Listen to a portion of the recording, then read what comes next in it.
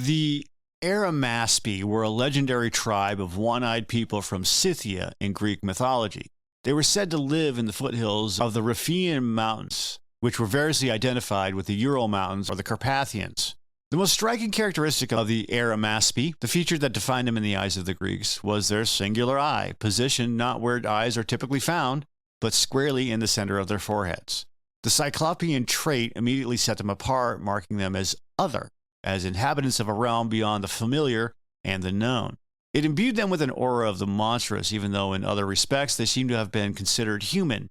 This single eye symbolized a different kind of vision, a way of perceiving the world that was alien to the Greeks, a perception that might have granted them special knowledge or abilities. The image of the one-eyed Arimaspi likely drew upon existing mythological tropes, connecting them to the Cyclopses of Greek myth, and this association further emphasized the Arimaspi's exoticism and their perceived threat to the established order of the Greek world. The single eye, a deviation from the norm, became a marker of their difference, a visual symbol of their place on the fringes of the known world, in the liminal spaces between civilization and the wild. The singularity of their eye also raises questions about their inner world. Did this single point of vision offer a unique perspective? Did it limit their perception, or did it provide them with a different kind of clarity? The myth doesn't explicitly say, leaving room for speculation and interpretation. Perhaps the single eye represented a focused intensity, a singular purpose that drove them in their relentless pursuit of gold and their constant battles with the griffins. The Arimaspi's association with gold is central to their legend. They weren't simply inhabitants of a remote land, they were the guardians of a hoard of precious metal, a treasure that drew the attention of others, most notably the griffins. This role as protectors of gold positioned them within a larger narrative of wealth, power, and the dangers associated with its acquisition.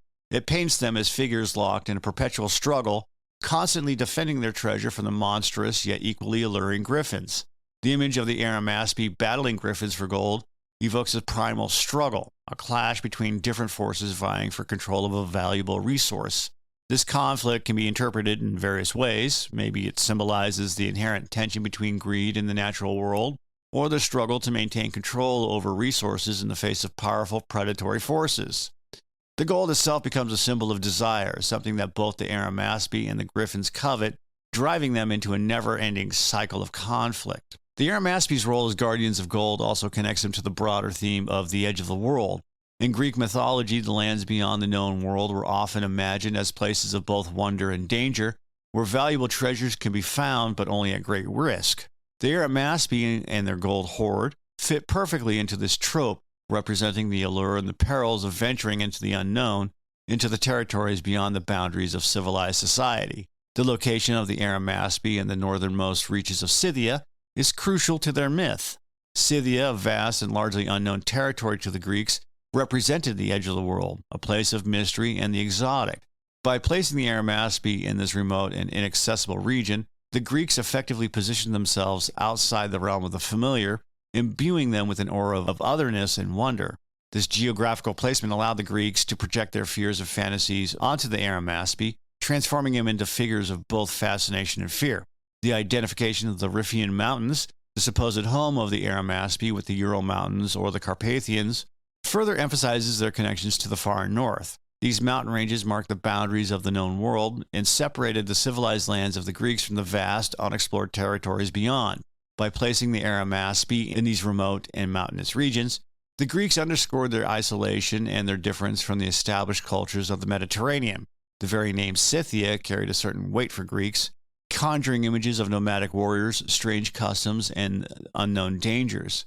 This association with Scythia further contributed to the Arimaspi's image as a fierce and untamed people, inhabitants of a wild and untamed land. Their location in the far north, beyond the borders of the familiar, made them figures of both intrigue and apprehension, embodying the allure and the dangers of venturing into the unknown. The primary and unfortunately lost source for our knowledge of the Arimaspi is the Arimaspia, a poem written by the 7th century Greek poet Aristeas. And while no fragments of the poem itself survive, its contents were widely circulated and retold by later writers, including Herodotus, Pliny the Elder, and others. And if I keep making mistakes, that's on me. These secondary accounts, while valuable, present the fragmented and often embellished picture of the Aristeas' original narrative. It's through these retellings that the image of the one-eyed Arimaspi, locked in perpetual conflict with griffins over gold, has been preserved and passed down through the centuries. The reliance on secondary sources makes it difficult to determine how much of the Arimaspi legend originates with Aristeas himself and how much was added or altered by later writers. It's possible that Aristeas' poem was already drawing upon existing folklore and traditions, weaving together various elements to create his narrative. The challenge for modern scholars is to disentangle these different layers and reconstruct, as far as possible, the original form of the Arimaspi myth as told by Aristeas. And despite the fragmentary nature of the evidence, Aristeas' Arimaspia holds a crucial place in the history of Greek mythology and ethnography. It represents one of the earliest attempts to describe the peoples and lands beyond the known world, contributing to the development of Greek understanding of geography and culture.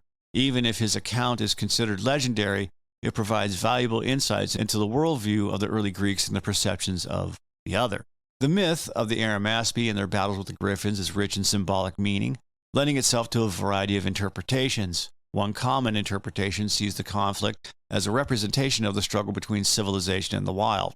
The Arimaspi, though possessing a somewhat monstrous characteristic, are often depicted as human, representing the forces of humanity attempting to tame and control the untamed wilderness. The griffins, on the other hand, embody the wild, untamed forces of nature, fiercely guarding their domain and resisting human encroachment. Another interpretation focuses on the theme of greed and its consequences. The gold hoard acts as a symbol of material wealth and the allure of riches. The constant battle between the Arimaspi and the griffins can be seen as a metaphor for the destructive nature of greed, highlighting the perpetual conflict that arises from the desire for material possessions. Both the Arimaspi and the griffins are driven by their desire for gold, locked in a cycle of violence and competition that ultimately benefits neither side. The symbolism of the Arimaspi myth can also be understood on a more personal level. The struggle between the one-eyed Arimaspi and the griffins can represent the internal conflict within the human psyche, the battle between our civilized impulses and our more primal, instinctual desires. The myth can be seen as a reminder of the importance of balance and self-control, warning against the dangers of unchecked ambition and the pursuit of material wealth at any cost.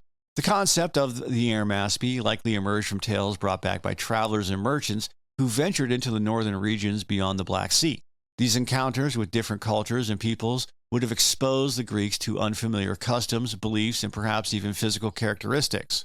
It's possible that the myth of the Arimaspi was inspired by encounters with nomadic tribes who may have had unique customs or practices that were exaggerated and embellished in the retelling.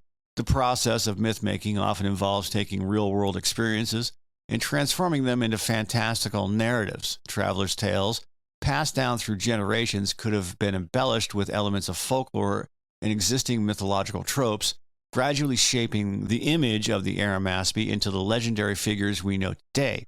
The one-eyed characteristic, the gold hoard, and the battle with griffins could all be seen as products of this process of myth-making. The historical context of the Arimaspi myth is important for understanding its significance. It provides a glimpse into the worldview of the ancient Greeks and their perceptions of the world beyond their own borders.